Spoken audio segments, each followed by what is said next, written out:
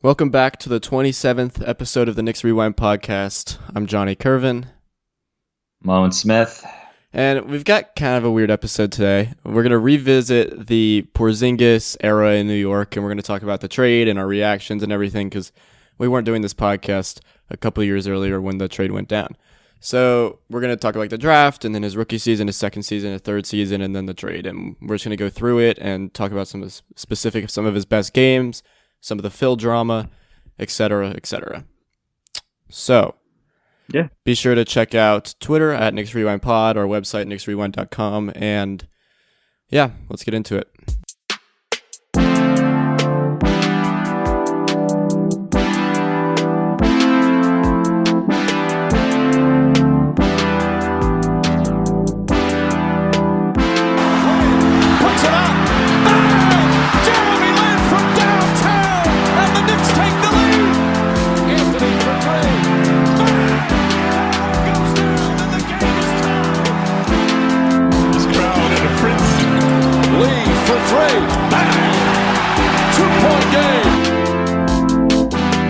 Owen, all right. Owen, how you been? How you been these past? We haven't done a podcast in about a week and a half. It's been kind of a while. Week and a half, I think. So let's catch up. What's going on? It's been good. I've been enjoying life. Staying inside. Doing good. I don't know.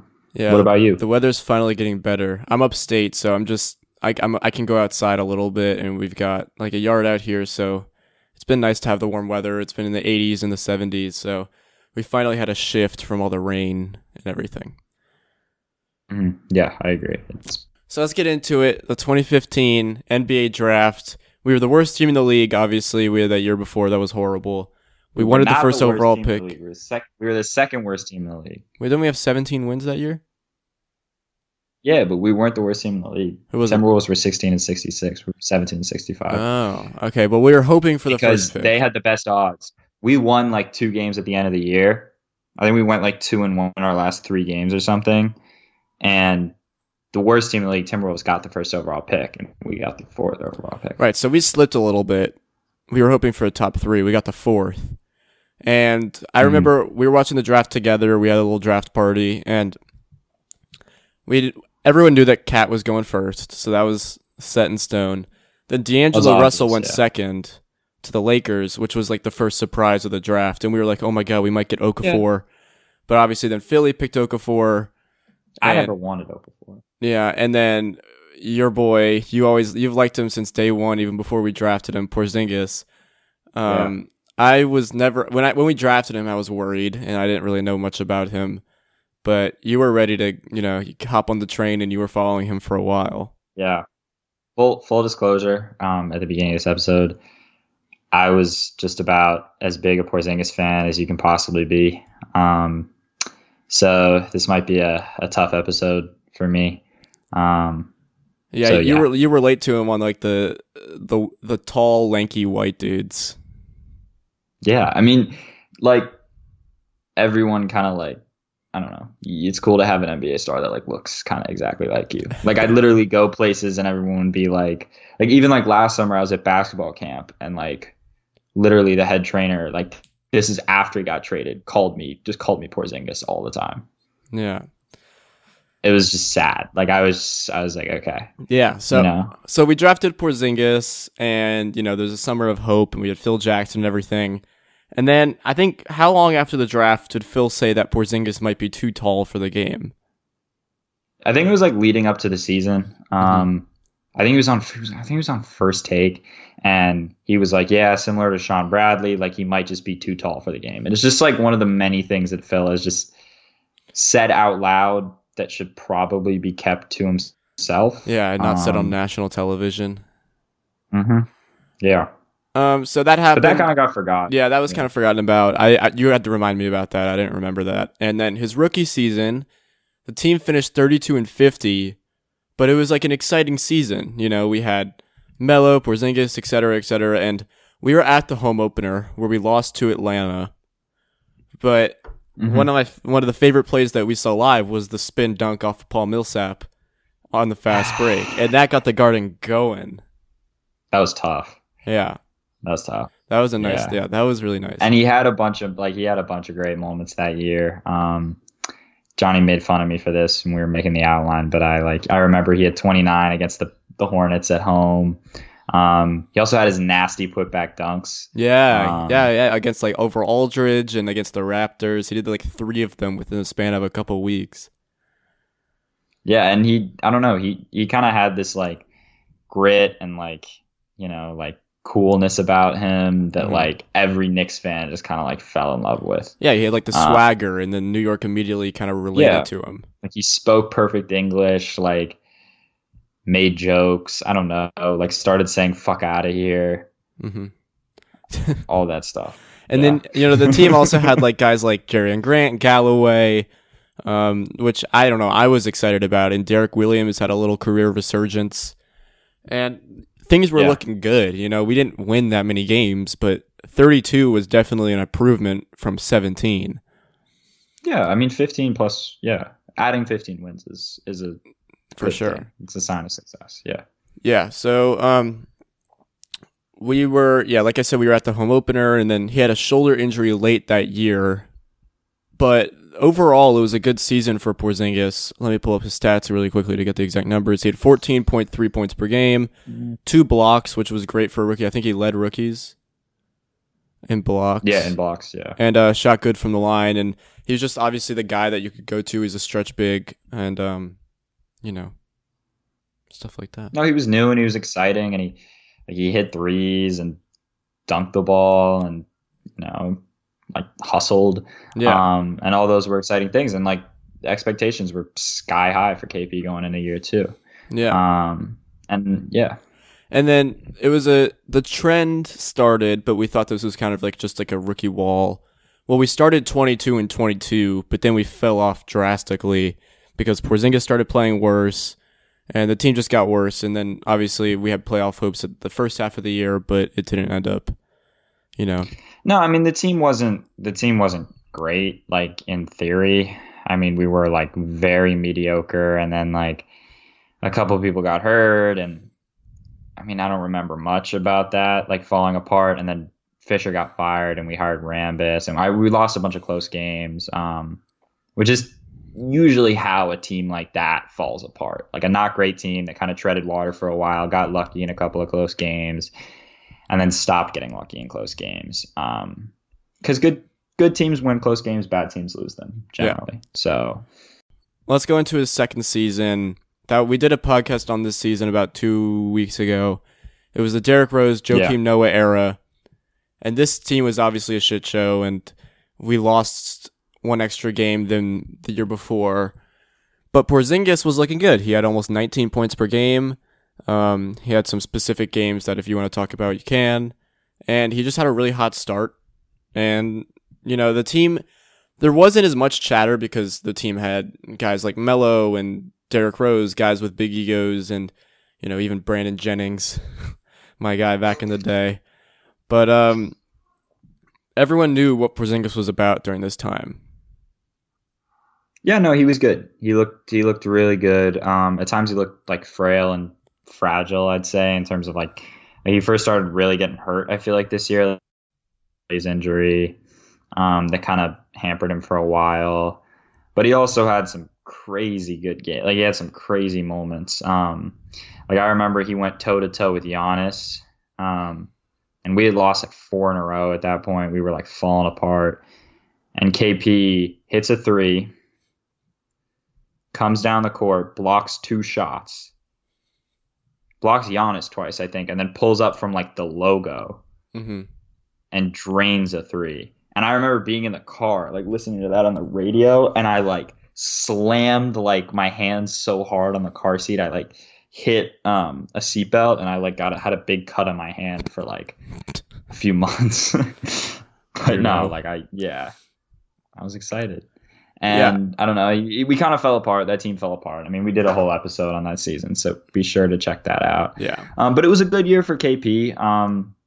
And this was a trend for a while. He stayed relatively quiet in the media in terms of like voicing complaints. Like, I mean, I'm sure he said at times like, oh, it's been a tough season, et cetera, et cetera. But he was never outwardly complaining about management. anything like that. He seemed happy and Right. content in New York. Right. And then after that season, that postseason is when things kind of started falling apart. With the Yes. skipped exit meeting, that was the one thing. And then the trade talks for like Lauri Markkanen, and then that's when Knicks fans really started turning on Phil. Or we had already kind of been against Phil because we knew how bad the Joakim kind of turned on contract Phil was. because the team has been bad. Yeah. But I remember he skipped the exit interview, and Phil immediately was kind of like, we got to trade this guy. Instead of trying to work it out with him. And he had a couple of deals lined up. I think he almost traded him to Phoenix for the 4th pick and a few starters. So he would have picked Josh Jackson. That's a guy he really wanted. Thank God. I mean, I guess it doesn't matter at this point, but that would have been a disaster. It doesn't matter now. Yeah, I mean, I'd even rather have Josh Jackson than the return we got from the Mavs. But another one was to Boston. We were going to get a bunch of picks. And in retrospect, some of these trades, like, I wish we had done. Like, I think we would have gotten like 3 firsts from Boston, right? Or 2 or like Lauri Markkanen, who I'm a big fan of. He had a pretty. Nick's Twitter, like, really. He had a bad year, but Boylan was we wouldn't have gotten Lauri Markkanen, because the plan was to trade KP and then pick Lauri Markkanen at 8, right? Where we picked Frank, but Lauri went 7 to the Bulls. So after that, obviously we had the Phil drama and everything, and then the 3rd season was like the really fun season. I mean, this was the worst statistically at the end of the year. This was the worst KP season where we only won 29 games and lost 53. But some of the games this man had in the first half of the season before his ACL injury were ridiculous. And like seemingly we had also like repaired the relationship. Yeah. Because like Phil got fired, which it seemed like he was obviously the problem. And it was like, okay, things are going to get better. But I know KP loved Melo, which probably took a toll on him. Like trading Melo.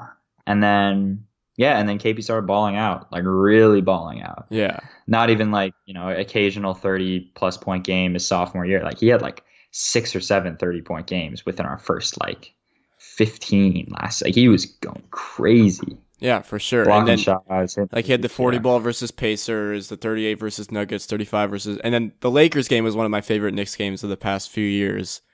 With Pacers game was really fun. Pacers game was great too because he had 40 and Frank also hit a huge shot.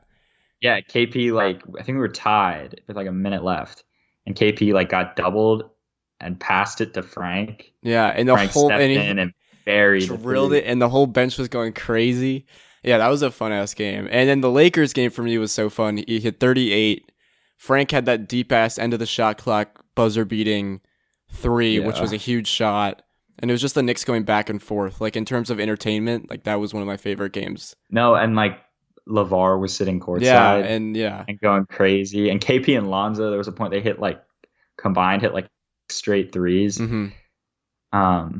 But yeah, no, that was super and went to fun. overtime, and we ended up winning and everything. So yeah, those were some fun games, and he was in the MVP conversation at the beginning of the year. Definitely. So like it was like him. Who do you remember who the other guys were? It was like Westbrook, I think, and Harden, your usual MVP candidates that you've seen these past few years. But yeah, then he when he started falling off, which was like usually after January, right? Mm-hmm. Which had been a trend his first couple of years. He would hit a wall. December, like after post-Christmas, he'd kind of like... Yeah, post-Christmas. And that's when the team usually fell apart too. Like when Porzingis started falling apart, the team fell apart. Yeah, exactly. And he said he was tired playing back-to-back games, and Hardaway was hurt. Hardaway was hurt. That's right. Hardaway, who was like the second leading scorer on that team, I think. Yeah, and Hardaway wasn't great, but that was a very shallow, thin roster. Right, and without Hardaway, we went to KP every time, and he didn't have any help. Yeah, and I think his legs got super tired, and like you're running around with Jarrett Jack and Courtney Lee and Enes Kanter, and I don't even know who started in place of Tim. Beasley? I don't know. It was bad. That was a rough time.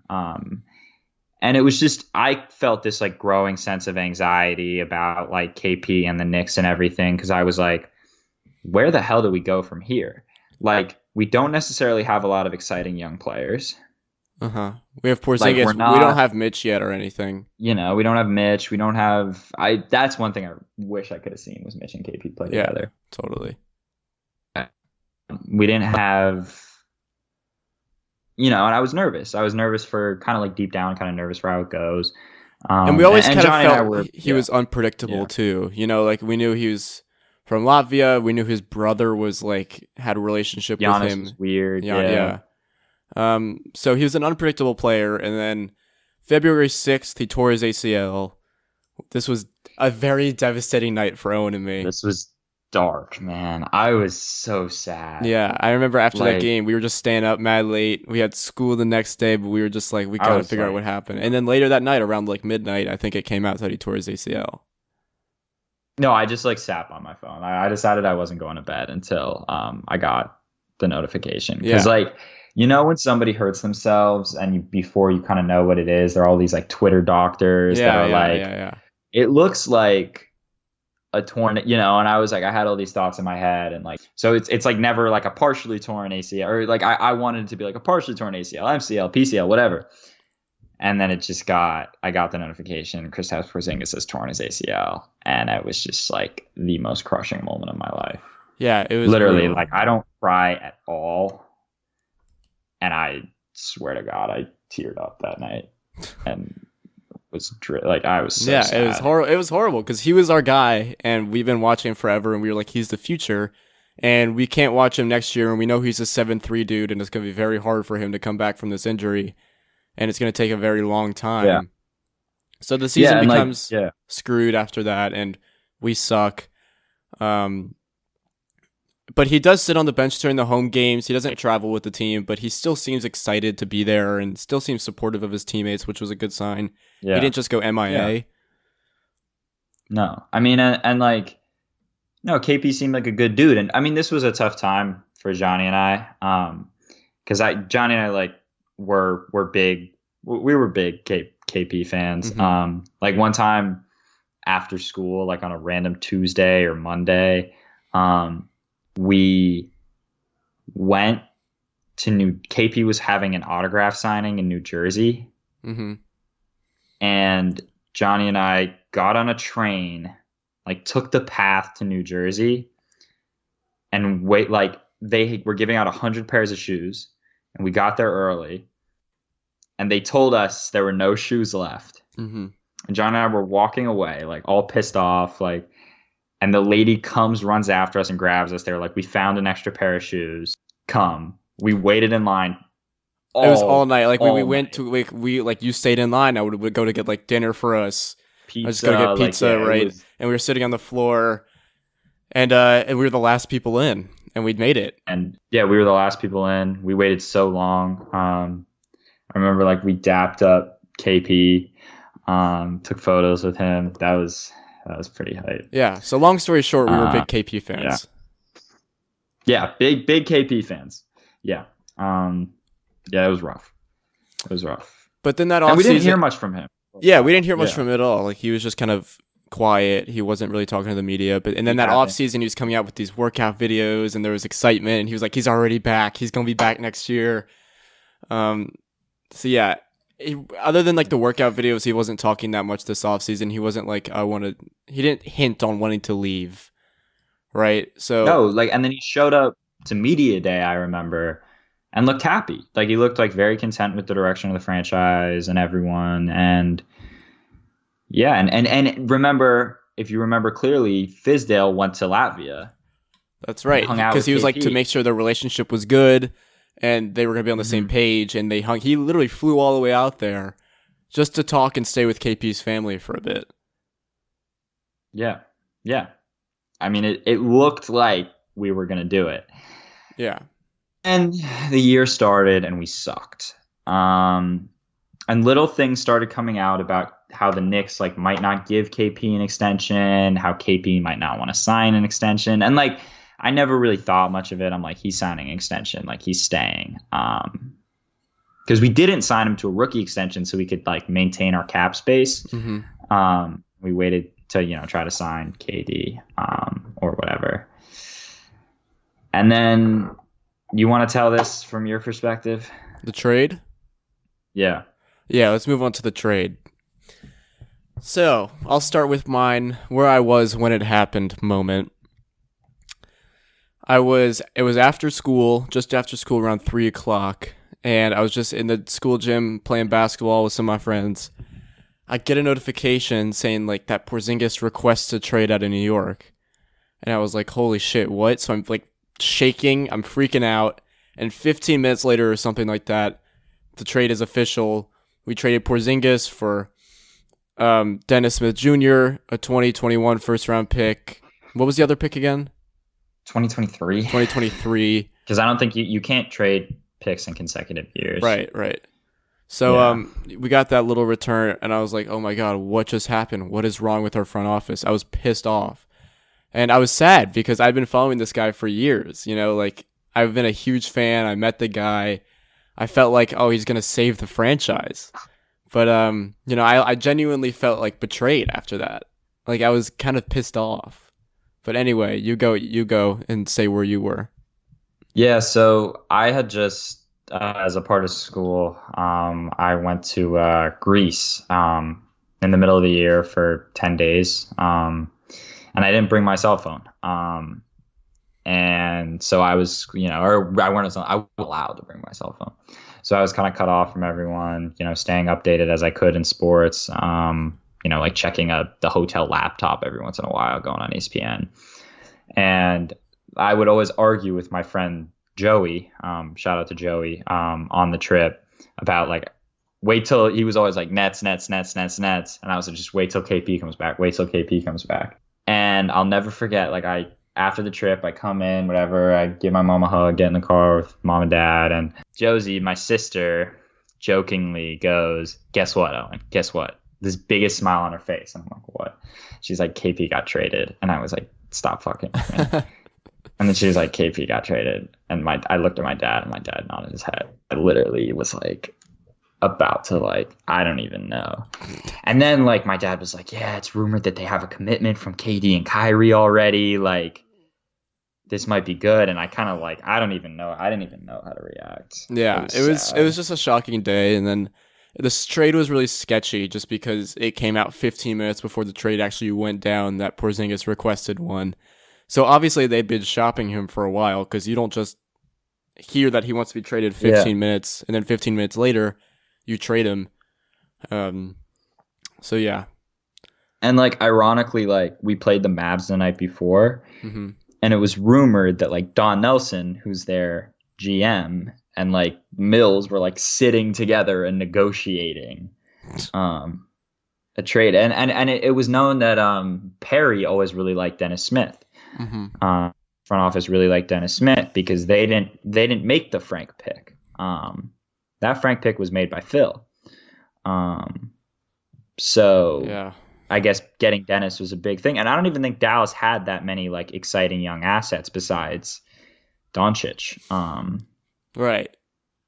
Like they weren't full of young talent. A couple years later, what would you grade this trade? For the Knicks? Yeah. It's an F. It's an awful I don't trade. think you can say it's an F yet because we don't know what those picks are. No, I can say it's an F. I will give it a D. It's an F. I think there's a chance there's something with this happens with those picks.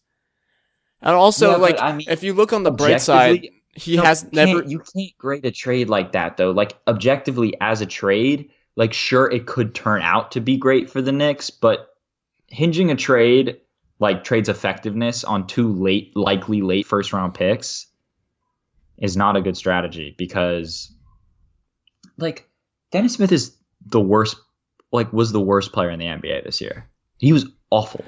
He's probably never going to play another game. But also, you have to think of it this way. Porzingis has never stayed healthy in his life. They gave him a max contract. Like, there is a risk by giving him that much money. He's a 7'3" dude who has a bad knee, a bad Achilles, a bad shoulder.